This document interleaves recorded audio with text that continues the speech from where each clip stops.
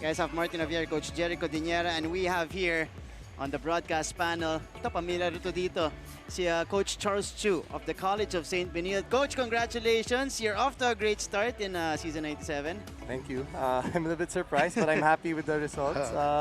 Thank you, thank you. Good game, Coach. Okay, Coach Charles, ito, masasabi natin, unahin muna natin yung pinanggalingan natin doon. Robbie Naive, 17 points in the previous game, 19 points today. What can you say about the development, the growth of this kid, especially in making some crucial baskets for your team? Well, I know I've really trusted Robbie a lot. He really emerged as a leader, especially nung bubble namin. He's really shown that leadership, which I'm happy.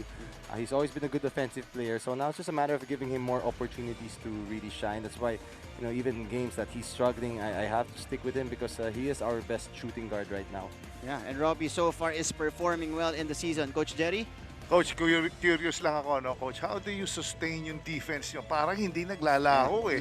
Nag-tip kayo on the third, pag fourth, nag-kick in na naman yung, yung pressure nyo. How do you do that sa practices?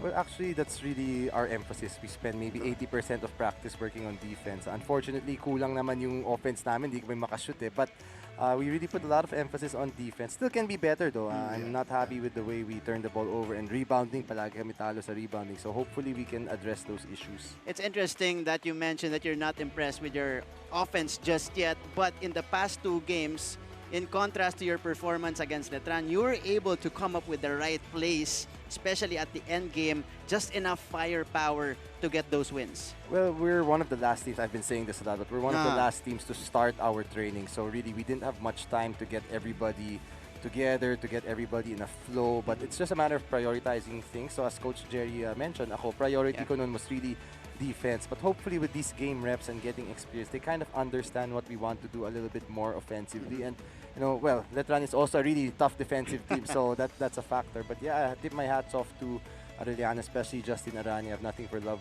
for that guy. He's a solid kid. I mean, I'm surprised he's even playing, but they gave us a tough time, and we're just happy to escape with this win. There you go, Coach. Coach, yes. Yung 2 big guys yung Coach, very glaring. Talagang the way you use those guys, talagang na-maximize mo rin yung role-playing skills nila doon. So, yun, Coach? Paano mo, talagang nasa roster talaga yun yes, sa lineup? We're trying to develop our bigs as much as we can. You know, some of them, actually, si Noy injured pa yan, but he's playing through it. So, I mean, he's a warrior, he's batting out there, but we just have to continue to develop them. Again, as long as they give me rebounds and defend, I'll be happy. I don't even look for points. Bonus na yun sa akin. Problema, kulang pa rebounding. So, I have to be hard to them. They're still gonna get a earful probably after this. Meron pa rin, kahit nanalo. Siyempre. Pero ito, Coach, I want to talk about the performance, especially in the past 2 games for your priced big guy, your priced acquisition in Will Gozum. 15 points in the previous game. First double-double of the season for him in this one, 17 and 15 if not mistaken. What can you say about his performance today and finally getting the confidence and showing, you know, his true self on the court?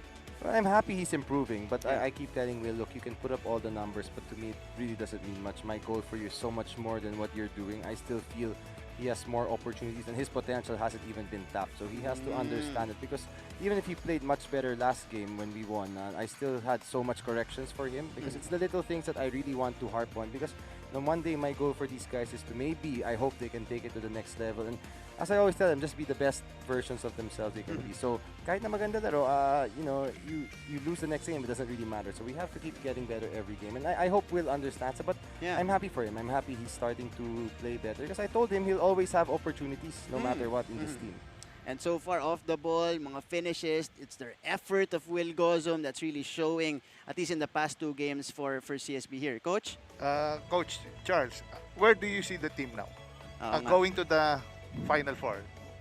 Kasi medyo weird yung season natin, single round. Single round. So, ang expectation, if it's, you know, if we follow the regular format, ngayon dapat nasa mid-season form na kayo. So, describe to us your outlook and condition of this team. Well, sa akin, Final Four would be great, but I'm not even thinking about that. I'm just looking one game at a time. You know, I know there's a new format ngayon, di ba? May parang knockout pa. I'm thinking I don't know if that will help or hurt us, kasi we don't know if we end up in the top 4, great. Pero kung If we end up in the top 4, we don't like that. Kasi Right. ipapalaban ka pa. Pero kung 5-6 ka, that may be good. But right now, I just want to focus on our next opponent, which is AYAC. So we'll review this game. We'll start focusing on AYAC. It's a tough team. I really feel all the teams kasi when watching the games, lahat magkaka-level. So parang you can't say na may sure win kang game and you're better than the other. So it's really tough and we have to work. If not, wala rin mangyayari sa amin this season. Yan. Okay, Coach, before we let you go, what's your message to the entire CSB community and some greetings as well kung meron? Greetings. I just want to greet my wife, of course, and my Yeah. parents, my family. They're watching always. Everything I do, I lift it up to them and to the Lord. So I always thank God for everything, all the blessings He's really given us. So thank you, Lord, for this win. And to the community, we thank you for your support. We hope we can continue to honor the school the way we play. And, we promise to always leave everything on the floor. Whether we win or lose, we will try our best. But we continue to ask for your prayers and support for our young team. There you go. Coach, thank you so much for joining us here. Congrats. Thank you, guys. Thank you. Congratulations. Thank you. There you go, mga kapuso. CSB head coach, Coach Charles Tiu here in the broadcast panel.